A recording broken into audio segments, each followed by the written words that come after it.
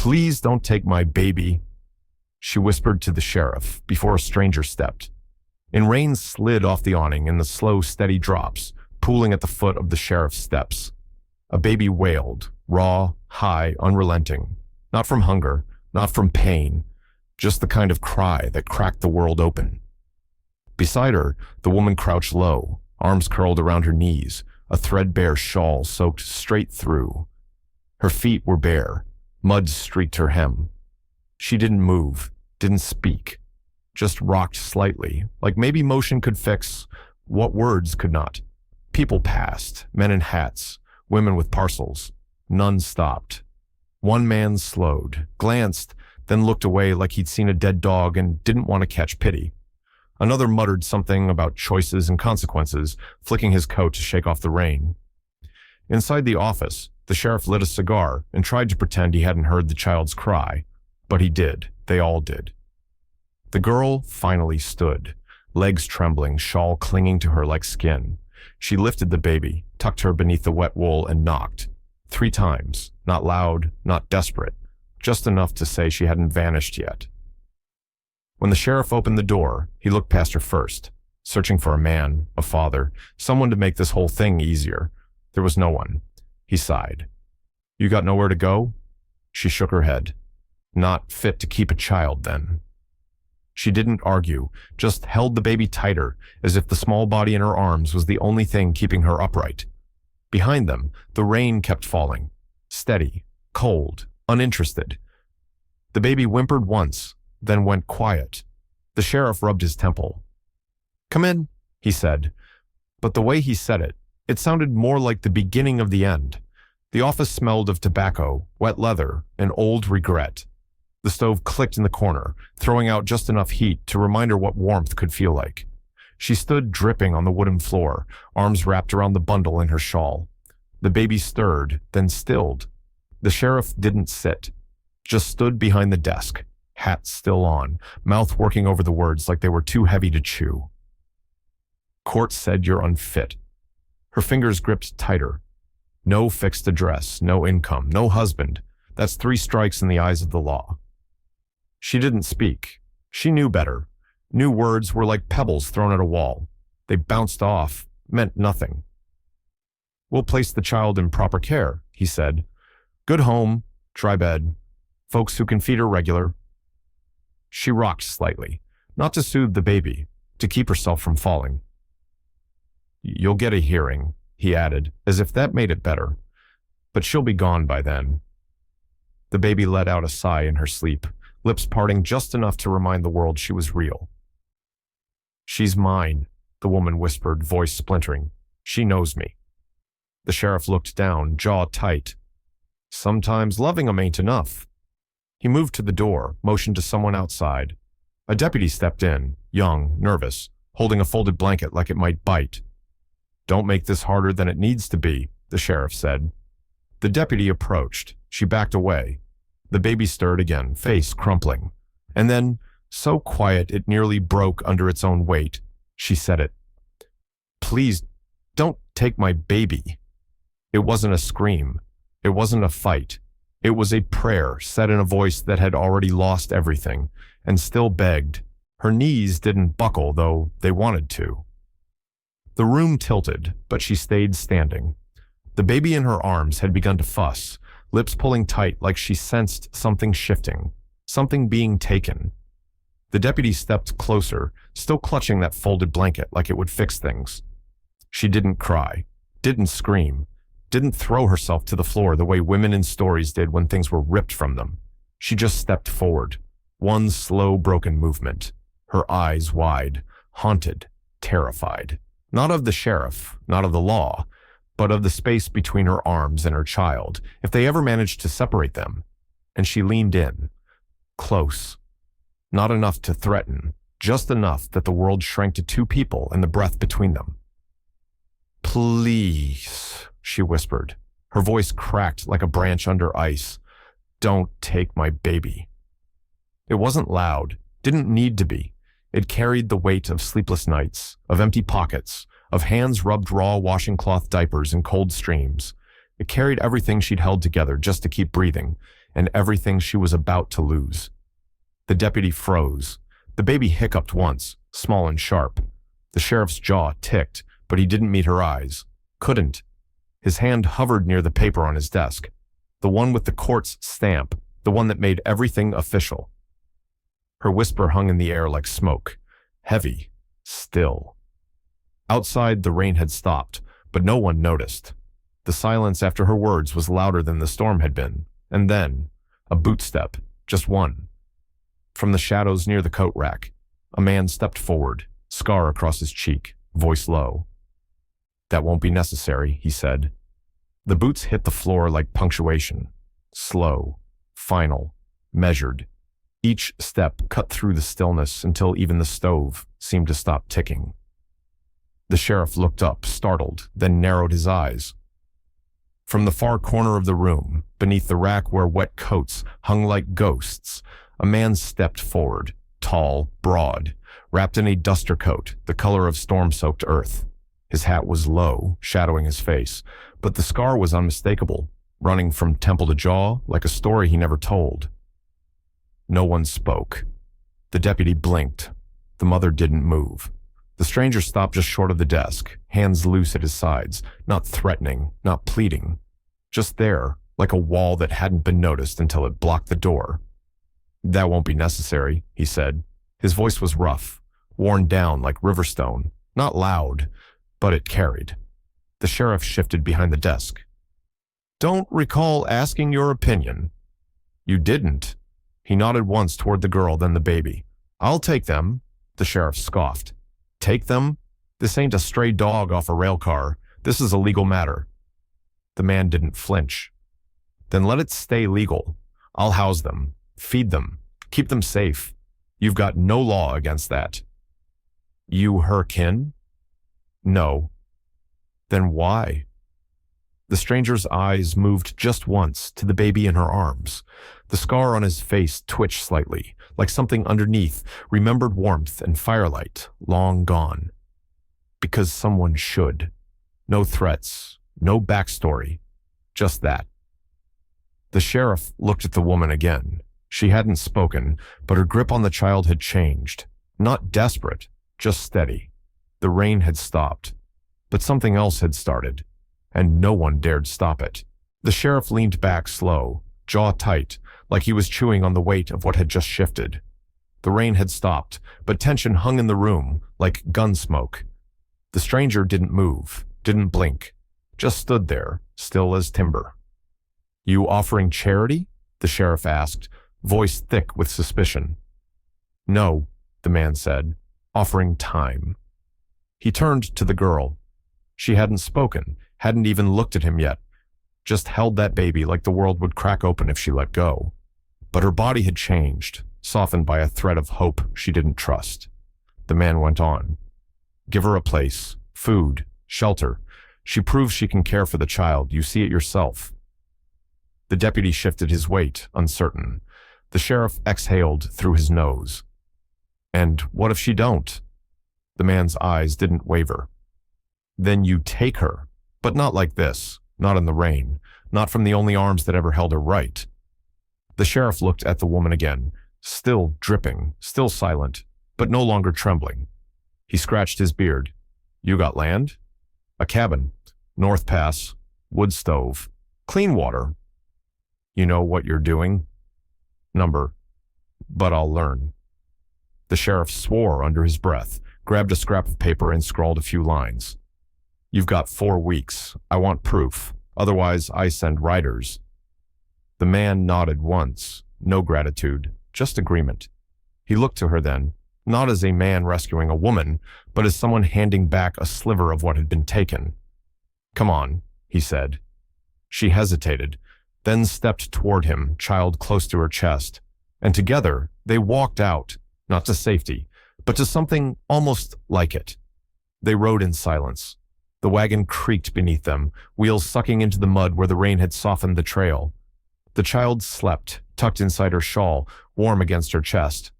The man said nothing, just held the reins with gloved hands and eyes that never left the road ahead. Hours passed. The town vanished behind them, swallowed by trees and distance. Pines rose thick around the trail like guardians, dark and still. When they reached a split in the road, he turned without hesitation, down a narrower path, overgrown and half forgotten. At last, the trees opened. The cabin sat low against the earth, not proud or polished, but real. A porch leaned gently to the left. The roof bore scars from winters past. Smoke curled from a crooked chimney. A small corral held no animals, just silence and old fence posts. He pulled the wagon up close, hopped down, didn't offer his hand, but didn't walk away either. She climbed down slow, the child still cradled close. Her boots sank into wet earth. The cabin loomed before her, not large, not grand, just there, waiting. He pushed the door open with one shoulder. Inside, it smelled of ash and pine tar. A cot in the corner, a stove, a wash basin, a table worn smooth by time and elbows. Everything was rough-edged and clean. She stepped in, her breath catching at the heat. Not just warmth, but intention. The fire had been lit before they left town. He brought in the bags, set them down, pulled a spare blanket from a chest and placed it on the cot. She didn't ask why he helped. He didn't explain. Instead, he said one thing as he tossed another log in the fire. "You can stay for now." The fire had burned low. Shadows stretched long across the cabin walls, flickering with each breath of wind. Outside, the woods creaked under frost. Inside, the baby cried, not a soft whimper, a full-throated wail that rose and fell, like a wave, crashing again and again. The mother paced barefoot across the warped floorboards, arms aching, eyes hollow. She hummed, whispered, rocked. Nothing helped. Her shirt was damp with sweat. Her hair clung to her neck. The baby's tiny fists beat against her chest, angry at a world that wouldn't settle. She whispered, "Please, sweetheart, please." No answer, but more crying, louder, hotter. She nearly sank to her knees, and then a floorboard creaked behind her. She turned fast, startled. He stood there, just inside the room, barefoot and silent, lit only by the orange glow of dying coals. His hair was mussed, shirt loose, but his eyes were clear. Without a word, he stepped closer. She hesitated, then offered the child. He took her like he'd done it 100 times. One arm under the back, one beneath the legs, gentle, sure. The baby stilled, no magic, no miracle, just stillness. His broad chest rose and fell steady. The baby's face pressed to his collarbone. Her cries gave way to quiet hiccups, then soft, rattling breaths. He didn't speak, just walked slowly back and forth, a quiet rhythm in the dark. She watched, something breaking in her she hadn't realized was still holding. "You've done this before," she whispered. He nodded once. She didn't ask whose child, didn't need to. The baby slept. He laid her down in the cradle like she was made of glass. Then, without looking at the woman, he said low and hoarse, "Get some rest. I'll stay by the fire." And he did. Morning came slow, gray light slipping through the cracks in the shutters. She stirred to the smell of something warm, stew maybe, or porridge left near the stove. The baby still slept, tucked into a blanket that wasn't hers. At the edge of the cot sat a folded shirt, flannel, worn soft, clean. Beside it, a skirt with careful stitches running along one hem where it had been mended, maybe more than once. She touched the fabric like it might vanish. There was no note, just a quiet offering. The cabin was still. He was gone, out splitting wood or checking traps, she guessed. But everything about the room hummed with the shape of someone else, someone no longer there. The comb on the shelf, the second cup beside the basin. A shawl hung neatly near the door, dust clinging to its fringe like it hadn't been touched in years. She dressed slow. The shirt fit loosely across her shoulders, sleeves too long. She rolled them back and caught a whiff of something faint, wood smoke and lilacs, not hers. She moved to the stove. A pot of beans sat warming. A piece of bread wrapped in cloth rested beside it. Everything done without a word. Not charity, not pity. Just a stranger's hands doing what needed doing. She sat at the small table, ate slowly, the chair creaking beneath her. The baby stirred once but didn't wake. Even the cradle, she saw now, bore the same hand, carved edges smoothed by time and use. This place was stitched with someone else's presence. Not loud, not fresh, just lingering. She didn't ask who the clothes belonged to. She already knew. And somehow, wearing them didn't feel like borrowing. It felt like being allowed to stay. By the week's end, the town was talking. They always did. When the weather turned, when someone fell ill, when nothing else was loud enough to hold their interest. Now, it was her. The girl with the baby. The man with the scar.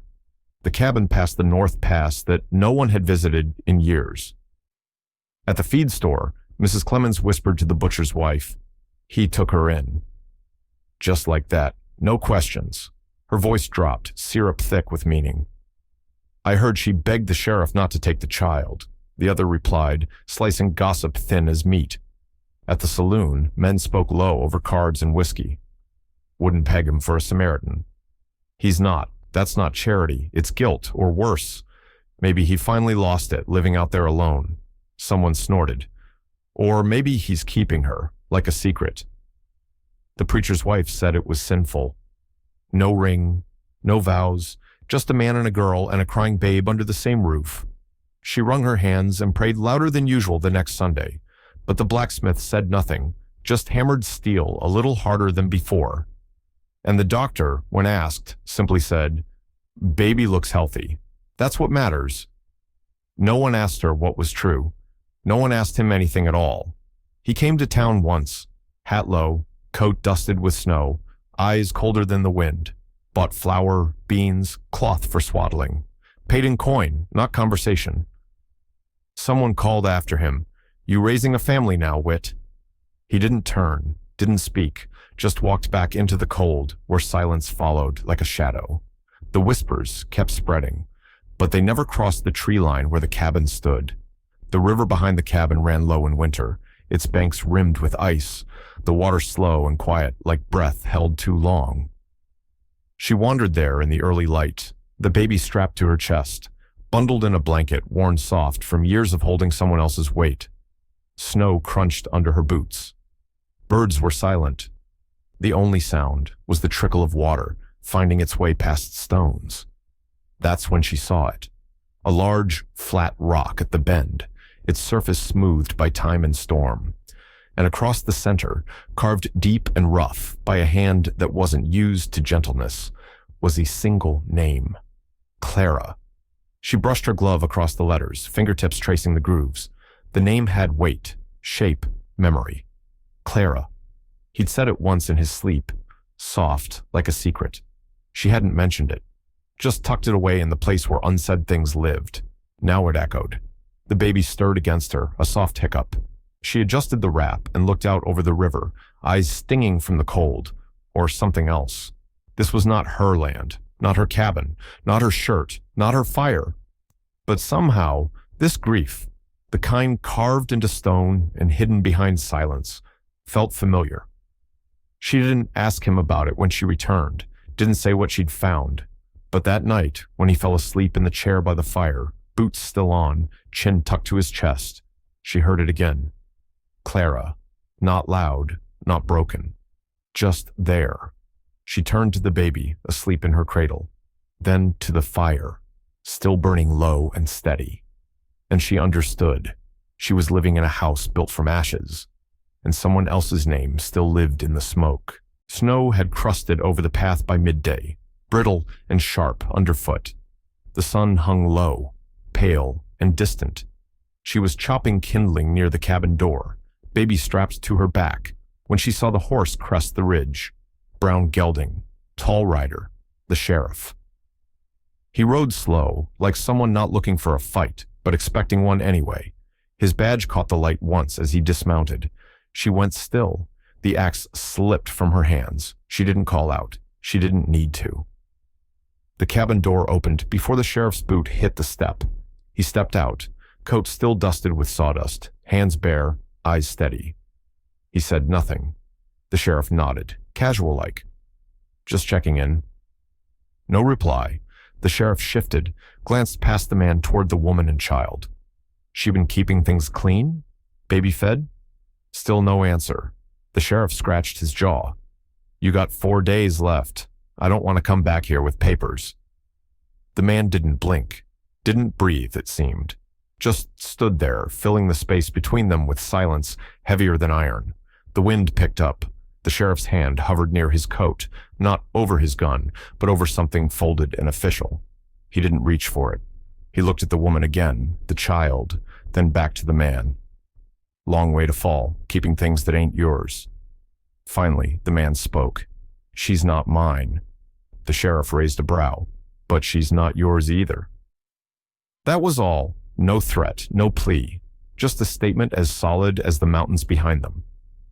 The sheriff looked away, backed up a step, mounted without another word, rode off slow. She watched from the porch, heart still pounding. He turned back only once, met her eyes, and nodded.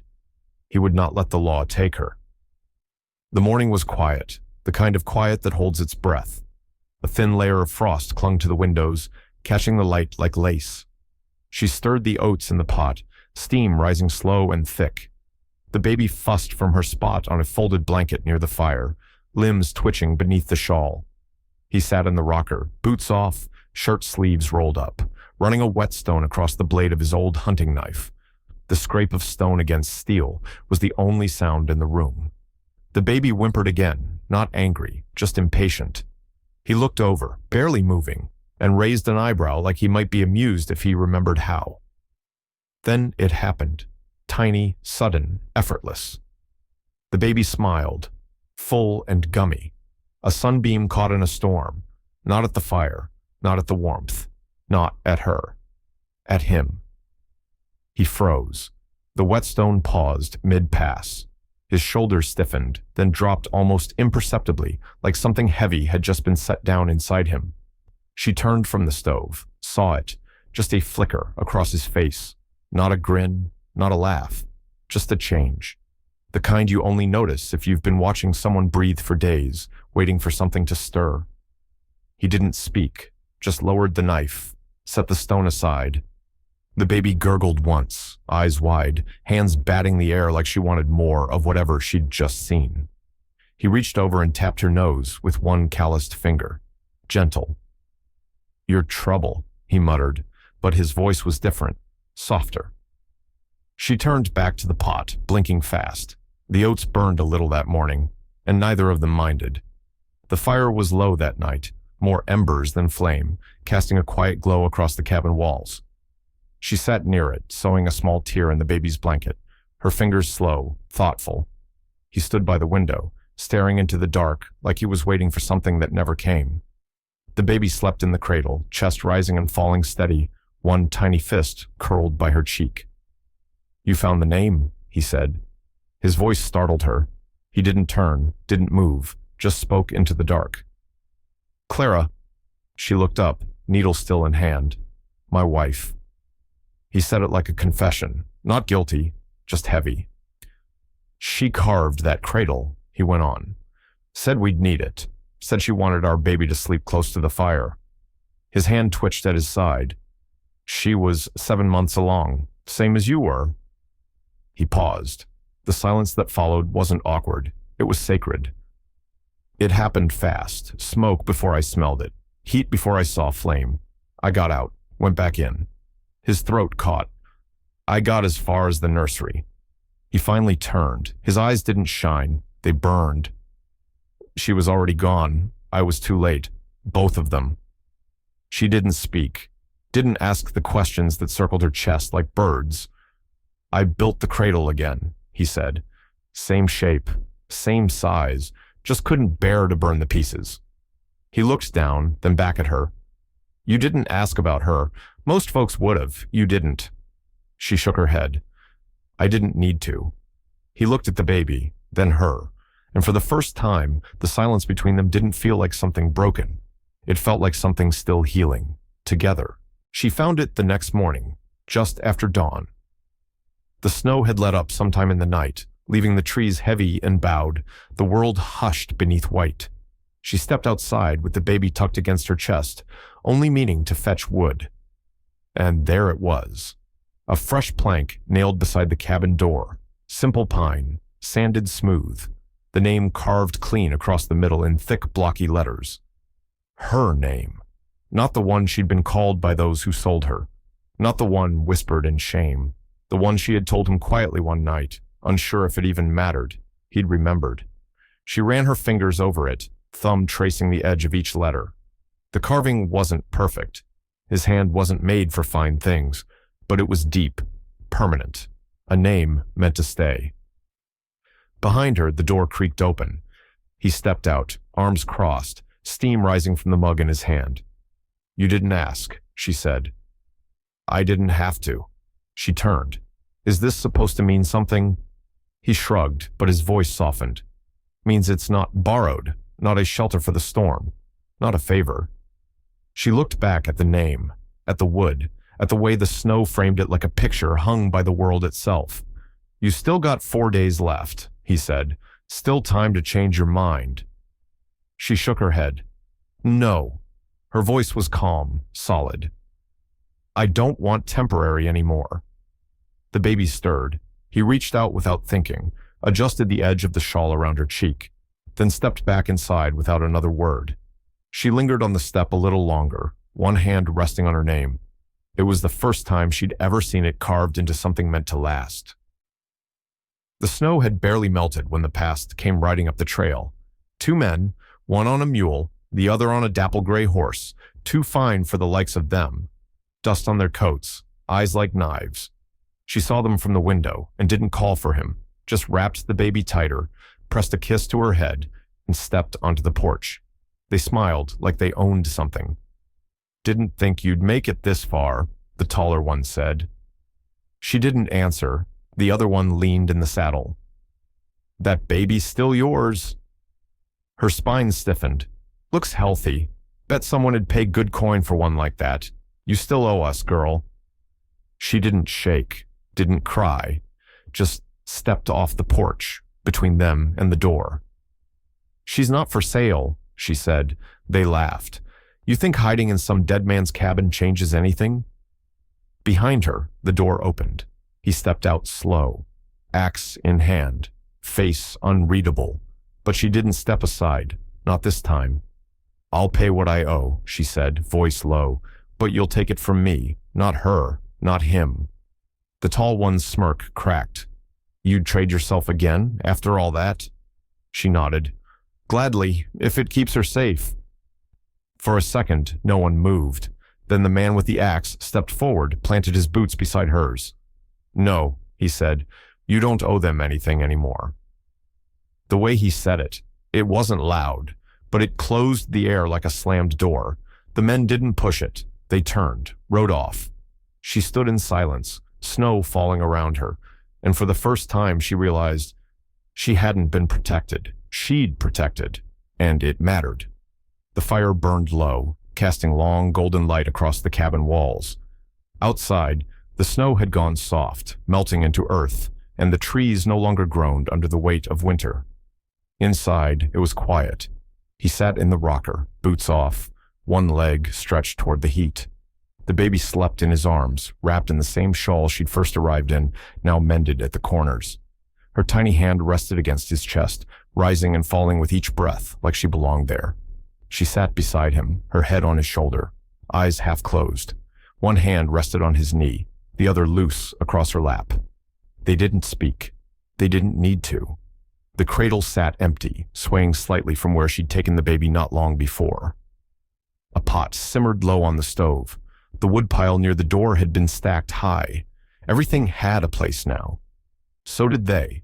There had been no promises, no wedding bands, no declarations loud enough for a church, just quiet things. A name carved on wood, a cradle rebuilt, a man who stayed, a woman who no longer ran. The baby stirred and let out a sigh, soft, full of sleep and warmth and trust. He adjusted her gently, as if she were made of something holy. She smiled without looking up. "I think," she whispered, "we're not lost anymore." His arm tightened around her, not broken, not borrowed, not owed, just here, together. The fire crackled. The wind passed over the roof and moved on, no longer clawing to get in. And for the first time since he'd rebuilt the hearth, the flame burned not out of survival, but out of something deeper. something the fire had nearly forgotten: family.